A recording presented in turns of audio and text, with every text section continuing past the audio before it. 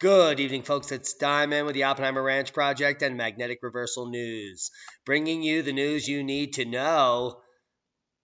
Wednesday, July 24th, 1 a.m. Mountain Time, 2019. Europe bans natural gas. The Arctic is on fire. Scientists are concerned. And sea levels are rising rapidly. And you're about to be fluxed. Keep calm and dab. You know where you're at. It's boom time. You are here, the bottom of cycle 24. A new sunspot emerged from the sun in the last 24 hours, confirming we are still in cycle 24 and at the bottom. Are you listening? Cosmic rays at the moon have doubled in the last 2 years. That means that astronauts are totally fluxed. Cold front hit central Texas, bringing lower humidity and temperatures in the 60s in the end of July. That's the middle of summer. What a bummer. Now, Texas is known for the 100-degree-plus days, but Lubbock is about to break, and Amarillo could break records. After 6 straight days of triple-digit temps, Monday's official high at Camp Mabry only reached 99. A bigger break in our heat wave comes in the form of a rare July cold front that moves through overnight, bringing isolated showers, storms, most of which will tippy touch. Now, if you're looking for global warming in Texas, it's just not available. In fact, Texas is used to 40-plus days of over 100, and they're barely dabbling anywhere near that region. Good times. Tuesday morning weather, record cold possible by tomorrow morning. Knox City, Aspermont, Jayton, Snyder, Thacker, Morton, and look at that time. Very snappy. Yesterday's cold front has brought cooler weather this morning to the big country with temperatures in the upper 60s and lower 70s. Highs this afternoon will be staying well below average for the first time of the year. The coldest of the air will settle in tonight as overnight lows fall into the mid-60s across the big country. Record low for Abilene, 65 degrees, set back in 1989, which are likely to break in the morning. High temperatures tomorrow will begin to warm up through the rest of the week, and yada, yada, yada.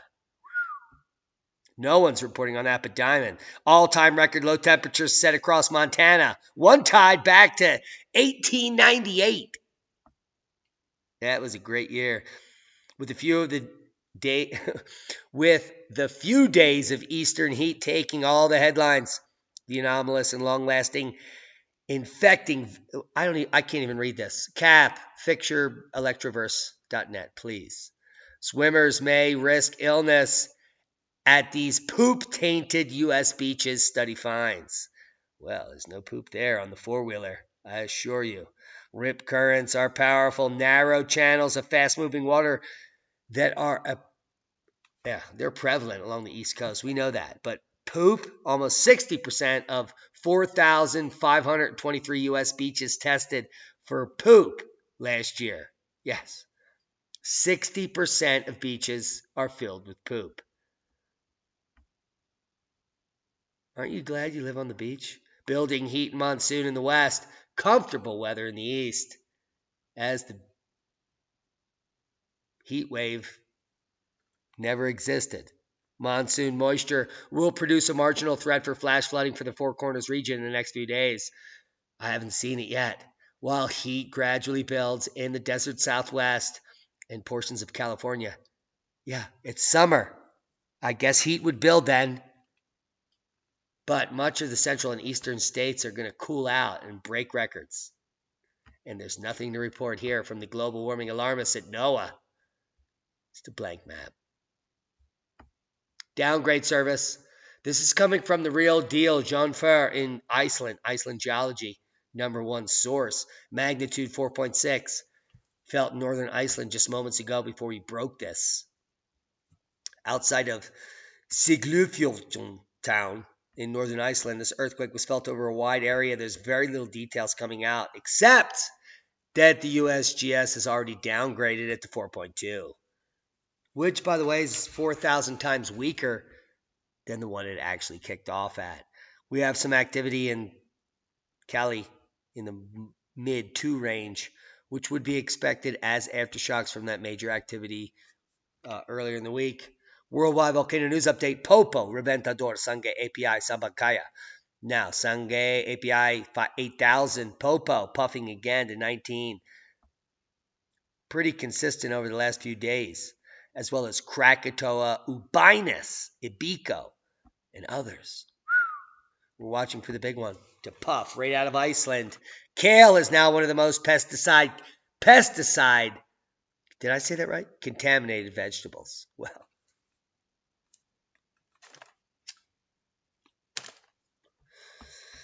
yeah, your vegetables are contaminated. Trust me. Trust me on the contamination. Check out this shirt. Top Knot got me this. Yeah, it's badass. It's like a mosquito fishing shirt. Now, let's get back to the facts. Kale is now one of the most pesticide-contaminated vegetables on Earth. We knew this was coming.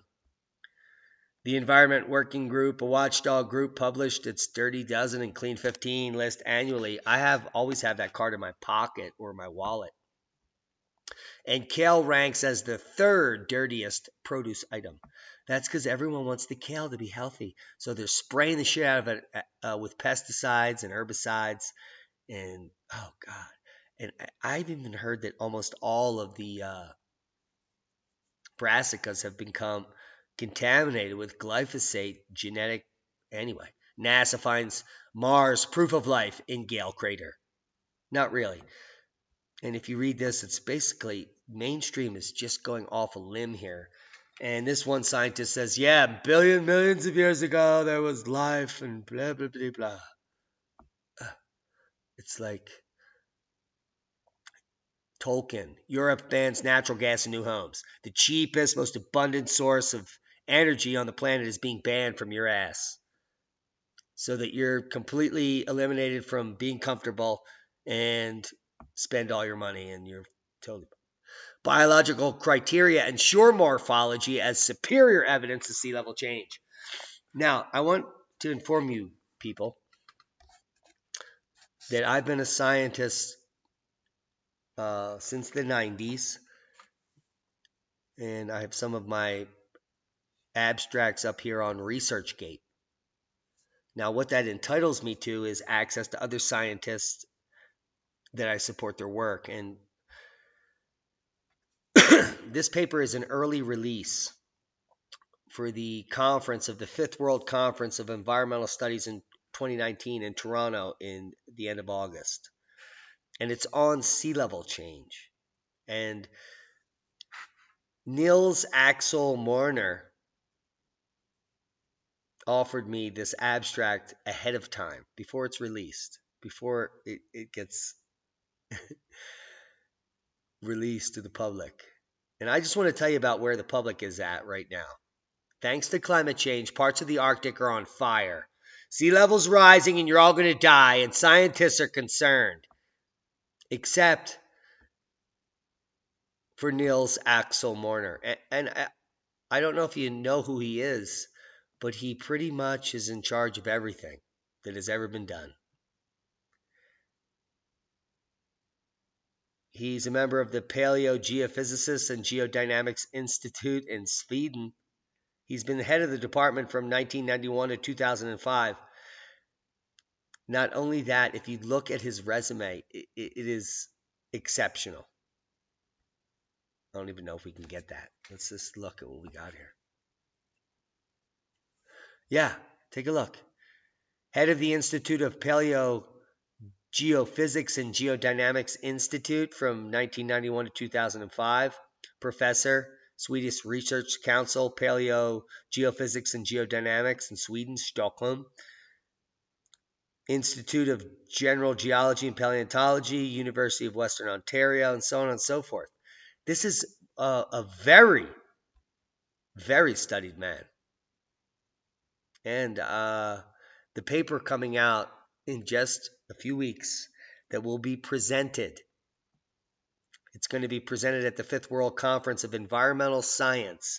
This is where all the global warming alarmists are going to be sitting, and they're going to be shitting their pants when, Niels Axel Morner tells them the truth. And let's just roll through it because it's brilliant. And we're going to get to more obfuscation of the truth. And this is one of the top scientists in the world who's about to present, and they're about to get their panties in a bunch. Biological criteria ensure morphology do not lie, according to Niels. Therefore, they are the key elements for a proper reconstruction of sea level change. And in that statement, the IPCC, NOAA, and NASA were not included. Now, for a proper reconstruction of sea level change during the last 500 years, the elements have to be observed, understood, documented, dated, and having done so in the Maldives, Bangladesh, in India, Fiji, New Caledonia, a new picture has emerged. The observational facts in the Indian Ocean and the Pacific record a high sea level in the 17th century, a low sea level in the 18th century, a high sea level in the 19th century, and a stable sea level in the last 50 to 70 years. This cannot be understood in terms of glacial usticity, only in terms of rotational, figure 1. Sea level is not at all in a rapid rising mode in the equatorial region, as global warming alarmists would have you believe. Rather, it's in an opposed phase with the well-known climate changes in the northern hemisphere. The main driving force is changes in Earth's rate of rotation as a function of planetary solar interaction with the Earth's systems. Not CO2, not you, not at all. Now, it's a serious mistake to claim that global sea level is in a phase of rapid rise or catastrophic rise or any other nonsense rise that you want to call it. Statements that sea level may rise by 1 meter or more by 2100 represent fake news that do not occur with the true facts. I mean, how can I highlight that anymore? And it violates physical frames of realism and science. Thank you, Nils. That's all we needed to hear. And that will be linked below because you're friends of me.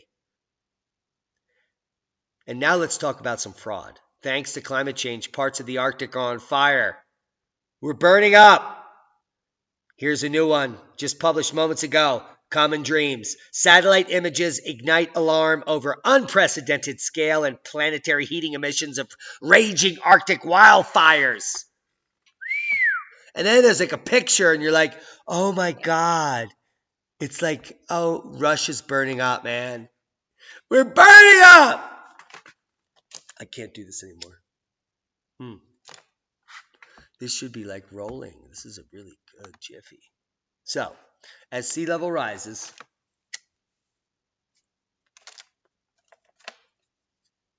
we all drowned.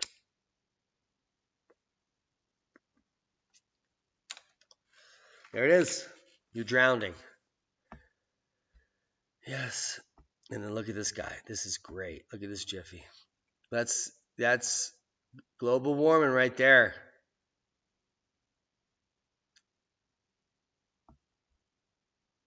Boom.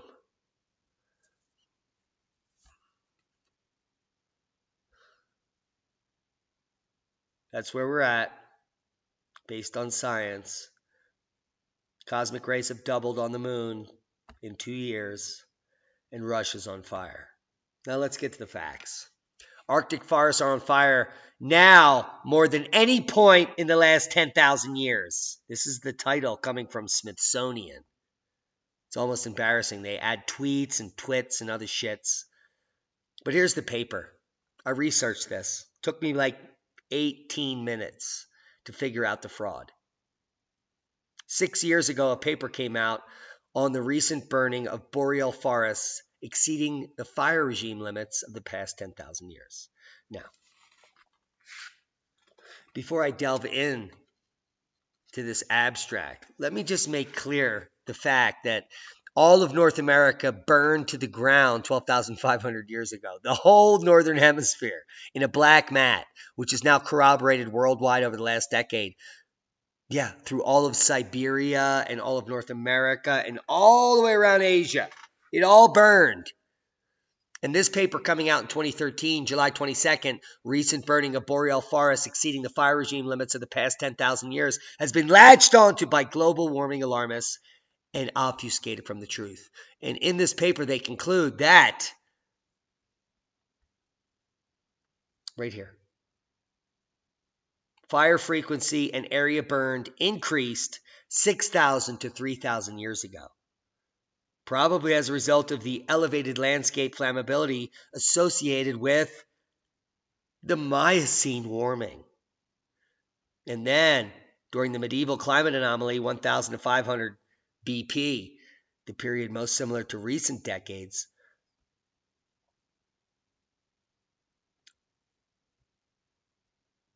that resulted in peak biomass burning. So the peak was 1,000 years ago.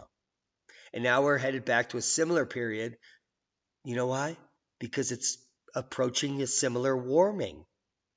But the Roman warming was much hotter and was, read this, peak biomass burning. That's 1,000 to 500 before present. Yeah. So as you continue to stomp on your melted shelf in August, thank God you fall off. And as the fires burn in Russia like they always do every year in the summer, it's a bummer that I can point out your fraud. Global warming much? I doubt it. Catastrophic sea level rise? A fraud.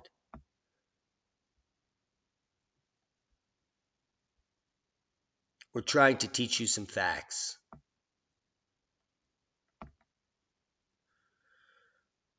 And I hope there was no porn visible. Now,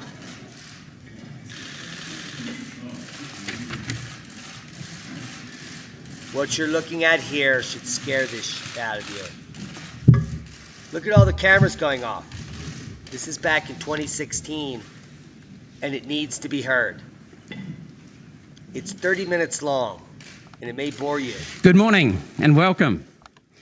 In my first Senate speech on Tuesday, the 13th of September, I said, Australians should be able to rely on the information from Australian government bodies and institutions, such as the CSIRO, but we can't. We have had the... Of course they can't. They're not dab-worthy. Now, Tim Ball is going to be on the show shortly. Tony Heller, we're going to get him on the show. Tim and his wife, Martha, we've been friends for a few years now. And I'm definitely going to get him on the show after I saw this. And also, he's just won some of the biggest court battles in his life. And his book's coming out, and we're about to go full go on that.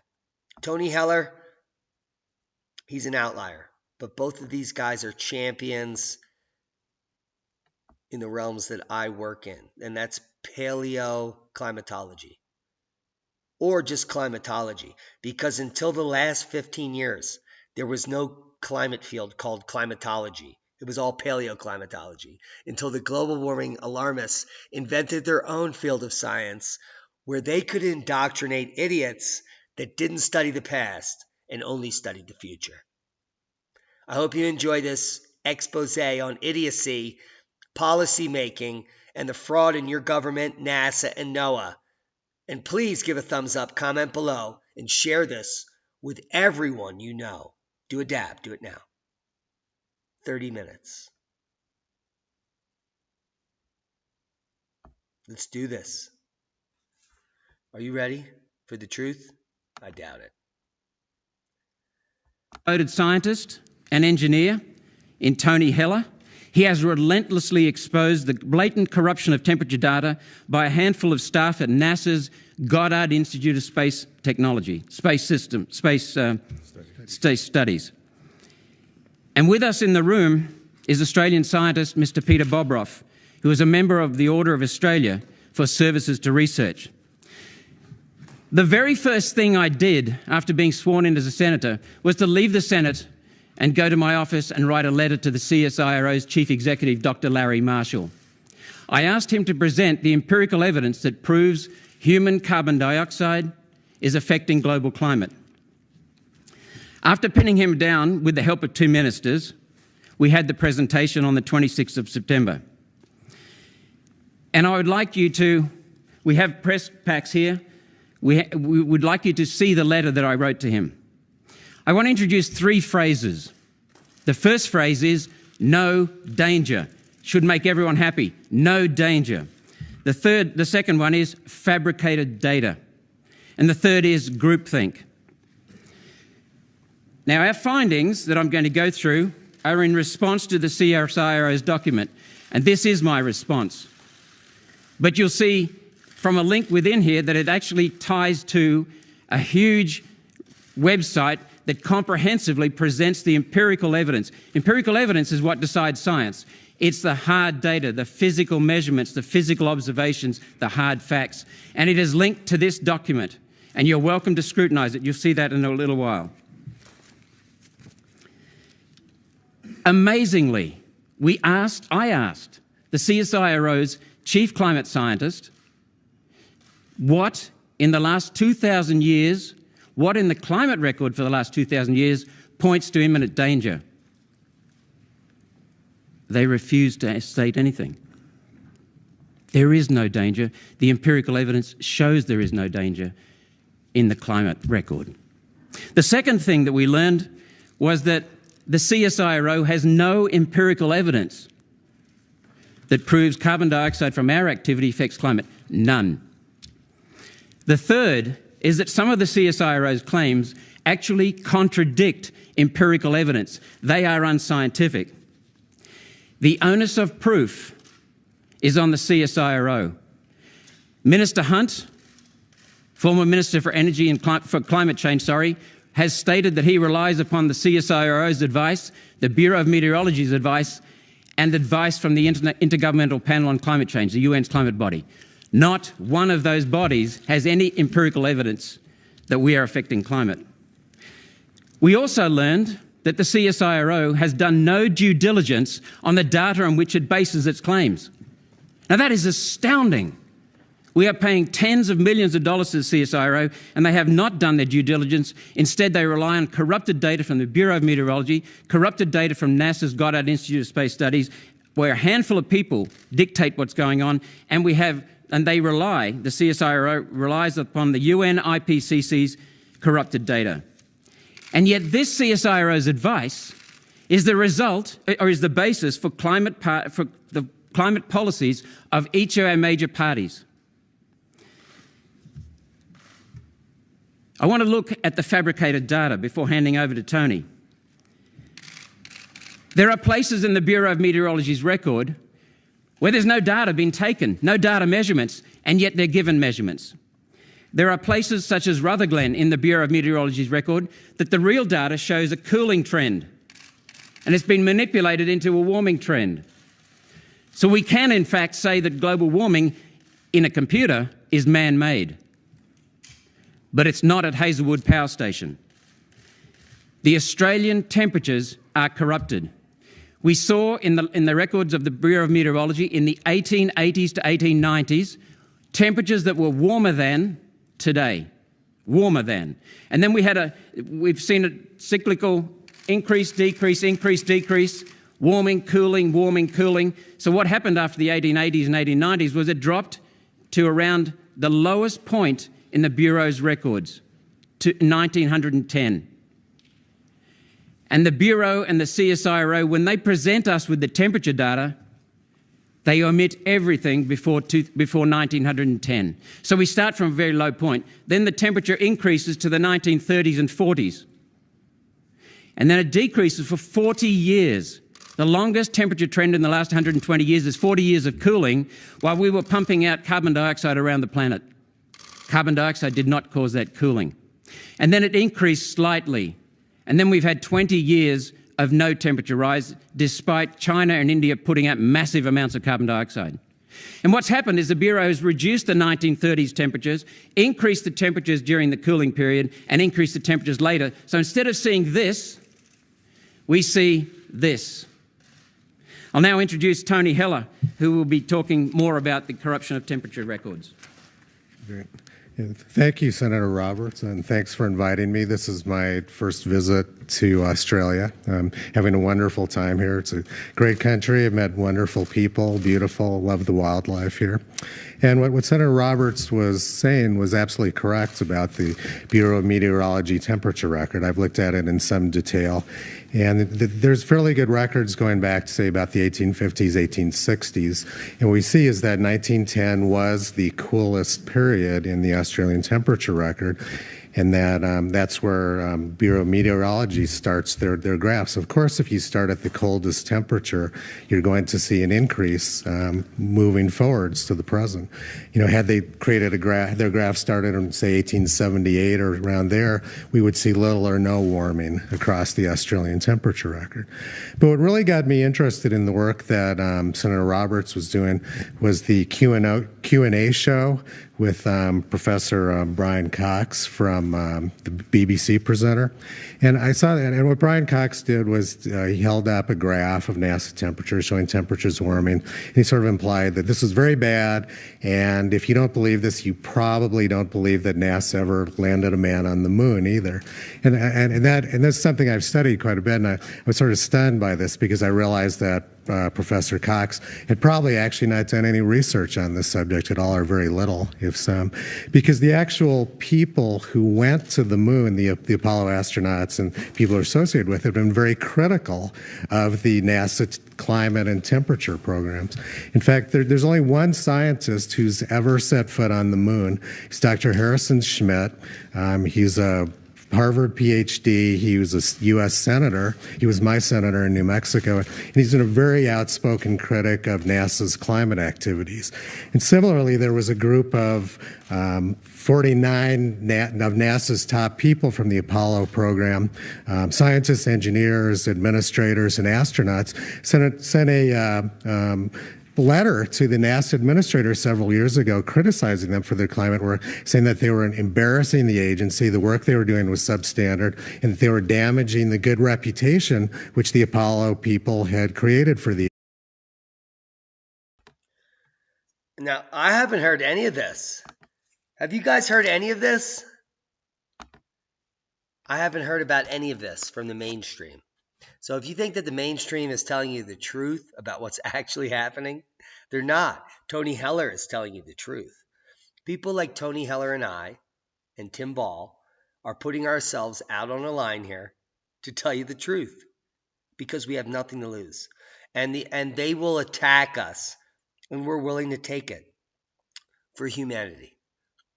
Now, this guy, Tim Ball, who's not even spoken yet, he's spent like probably $750,000 out of his own pocket, which his pockets are not deep. All the money he's ever made on writing books have gone to fighting this fraud. That's the kind of people that we are. That's the kind of people we are. Nothing left to say. Listen. Agency. So Professor Cox's appeal to authority was very poorly taken. He didn't know, obviously didn't know who the people were who were behind it. And the people who were making these graphs had nothing to do with the Apollo program, and the people in the Apollo program have been very critical of their work. So that's now focusing in on specifically, you probably remember the picture Brian Cox held up, this graph, said, "I brought the graph." He clearly did not know the history of that graph, which is something which I've studied in great detail. If we go back to 1974, graphs look very different. The National Center for Atmospheric and Research in Boulder, Colorado, where I live now, published a graph in 1974. They published a graph showing that there was no global warming from 1870 to 1970. They showed that there was a lot of warming prior to 1940, and then a very strong cooling trend from 1940 to 1970, and all of the previous warming had been lost. In 1975, the U.S. National Academy of Sciences published a very similar graph to that. A lot of warming prior to 1940 and a lot of cooling from 1940 to 1970. And we no longer see that in the NASA temperature graphs. We don't see this 1940 to 1970 cooling anymore. And as late as 1999, NASA still had, they showed no warming from 1870 to 1970. But after the year 2000, NASA started changing their graphs, which is the point that Senator Roberts was originally making with Professor Cox, was that the temperature data has been altered. And you can see it right on the NASA website, and I'll be showing this later in the week. Right on the NASA website, you can look and see in the year 2000, they showed about 0.5 C total warming. In the year 2012, they pushed it up to about 0.9 C warming. Now they show about almost 1.5 C warming over lands. And the remarkable thing about this is that this has all occurred since the year 2000. But if we look at actual satellite data, which is much more accurate, much more comprehensive, we see that satellites show that there's been no warming during that period. So NASA has actually tripled the amount of global warming since the year 2000 at a time when satellites show no warming. And this is very troubling because NASA is the U.S. space agency, so why are they ignoring their own satellite data? And I've looked in a great deal of detail at the U.S. temperature record, which is produced by mostly by the National Oceanographic and Atmospheric Administration, NOAA. They published two data sets. One is called the raw data set, which is the actual data which comes off the thermometers they measured, and another one which is the final data set, which is what they release to the public generally in their graphs. And the raw data, the actual thermometer data, which comes from this incredible network of very good contiguous 1,200 stations in the U.S., shows that the U.S. has been cooling for 80 to 90 years. But the graphs they release to the public show a warming trend, and it's all because they've altered the data. It's all right there on the NOAA website. It's available for anyone to see. But what they don't do is they don't publish graphs of the raw data, and they don't publish disclaimers saying that they have altered the data. So they show these graphs of the U.S. warming tremendous amount, but they don't say with them that this is only due to the fact that they've altered the data. And I would say that this is not how science is done. So what we see is this tremendous manipulation of data of a degree centigrade or possibly even more. And at the same time, NASA comes out and they make statements like, this was the hottest year ever by 0.3 degrees centigrade. So do you see what we're working with? This is a complete fraud right before your very eyes, happening before your very lives.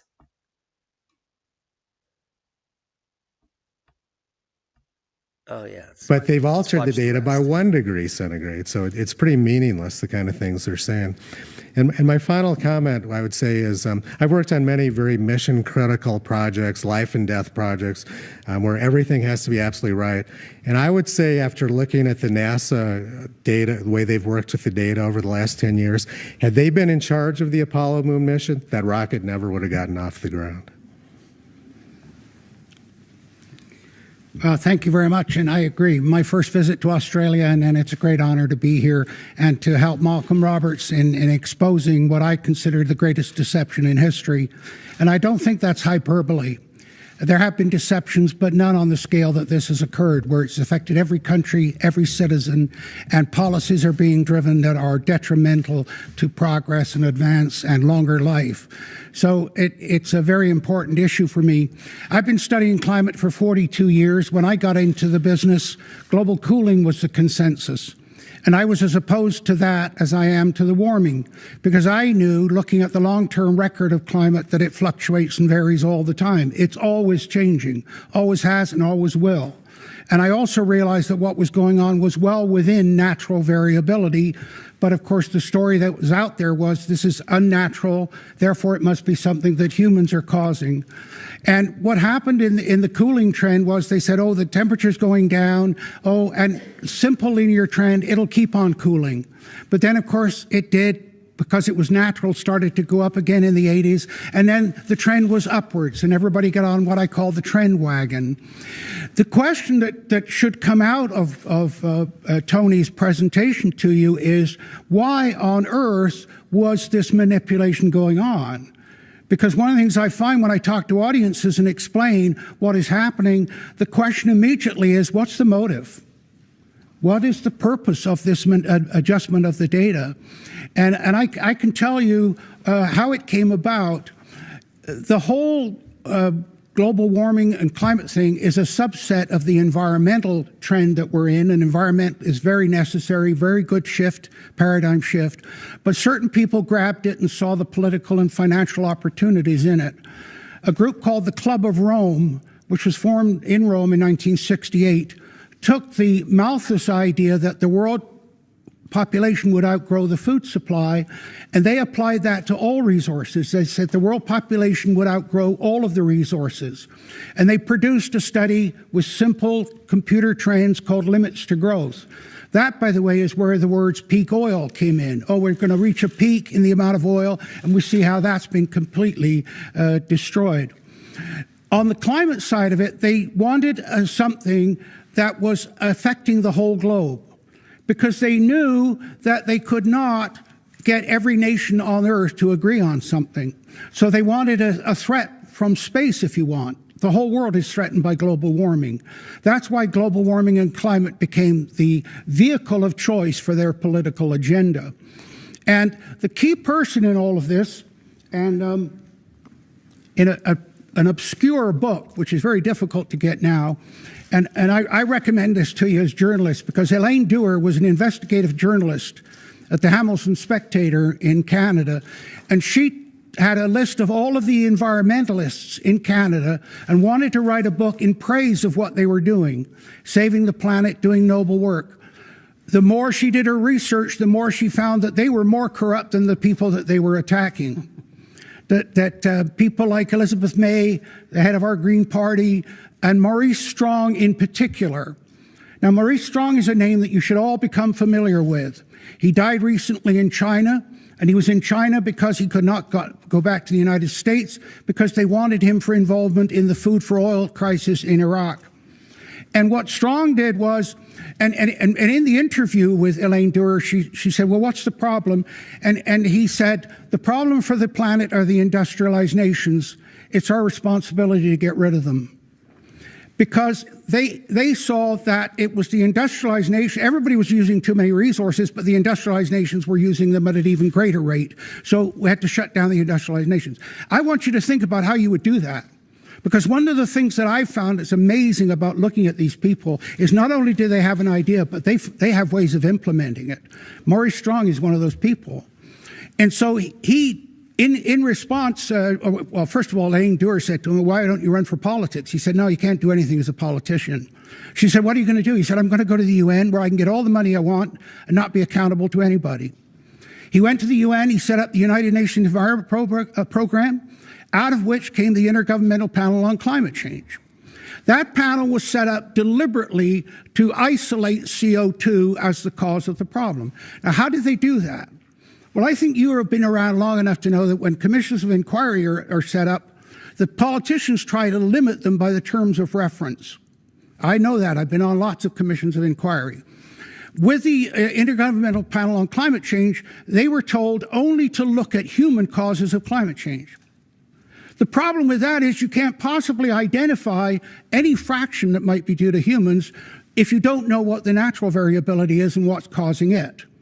So that was the problem. It focused, of course, it allowed them then to focus on the greenhouse gases. But they only focused on one of the greenhouse gases. They focused on CO2.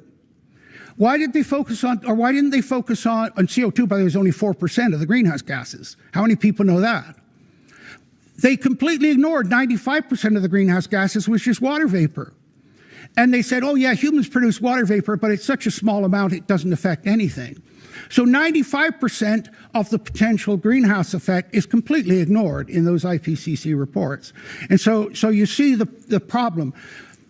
Once you set up a lie, and by the way Maurice Strong did it with his organizational skills, the IPCC was a point where people appointed by the World Meteorological Organization, which is made up of every national weather agency around the world. That's why CSIRO and the Bureau of Meteorology are involved. It's those bureaucrats that are running the show. Strong knew that. He knew that they'd go back and tell their politicians, hey, we got to deal with this global warming issue. It's the end of the world. That's how the whole thing has come about. We're now at the point, of course, where it's falling apart. Tim's nearly finished. There will be questions. So, of course, they try to introduce the Kyoto Protocol to punish the developed nations for their use of fossil fuels, take the money for there to the developing nations that were suffering a great transfer of wealth.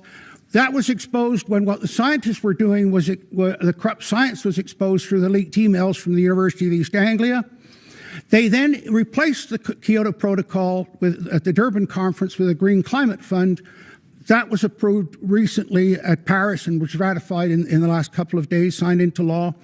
That's where we're at now, where we've got global policy based upon completely false, deliberately created science. Because once you start a lie, you either come out and say, I told a lie, or you start admitting the truth. And for bureaucrats, that's a very difficult thing to do. Thank you. We'll accept questions. In that case, why are glaciers retreating? I didn't hear it. Why are glaciers retreating? They're not retreating, not all of them. We only monitor about 10% of the world's glaciers, and 50% are advancing and 50% are retreating. The problem by using glaciers is they are more about precipitation than they are about temperature. What causes a glacier to advance or retreat is the amount of snowfall above what's called the Föhn line. So they just cherry pick glaciers that are retreating and say, oh, here's a glacier that's retreating. I'll tell you the ironic thing, when Cameron was running for office, they flew him to Norway to a glacier, and he stood on there and talked about retreating glaciers. He was on one that was advancing. But then there must be some change, right? So even if it's precipitation or something else, a change is occurring. Yeah, go ahead. Yeah. I'm a geologist, and I've studied glaciers rather extensively. And 20,000 years ago, like we just had the World Series in the United States between Chicago and Cleveland. Both of those cities were under a mile of ice. Glaciers have been retreating steadily for the last 20,000 years. We can look back when the largest glacier in Alaska, the Muir Glacier, when it was first discovered in the 18th century, extended all the way out to the sea. By the time John Muir, who it's named after, who was the founder of the Sierra Club, saw it in the middle of the 19th century, it had retreated 30 miles. If you look through the literature, we know that glaciers have been retreating for a very long time. The reason that glaciers are retreating...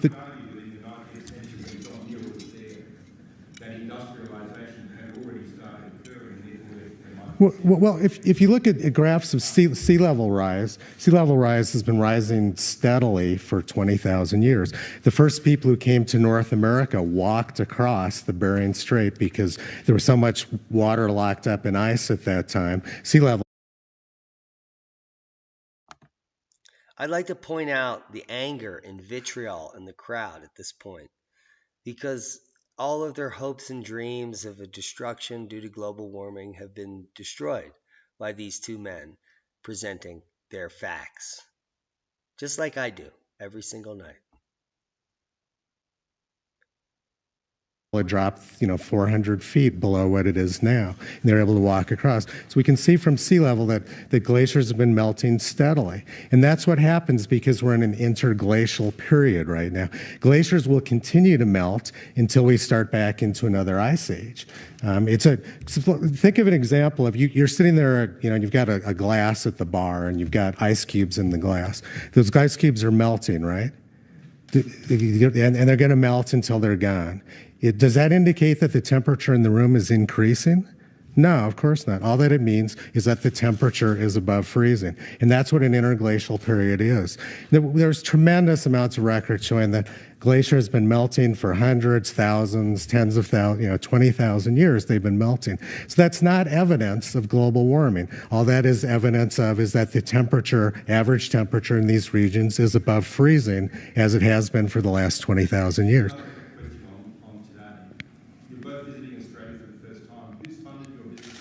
I have self-funded this, actually. I wanted to come to Australia anyway. I write a blog. A number of people gave small donations to help out, but I'm paying for the trip myself. And I personally paid for Tim Ball to come down. And just quickly, Mr. Heller, why have you all done different names, David Goddard? And when you raised some of your concerns in the States, there's quite a lot of material that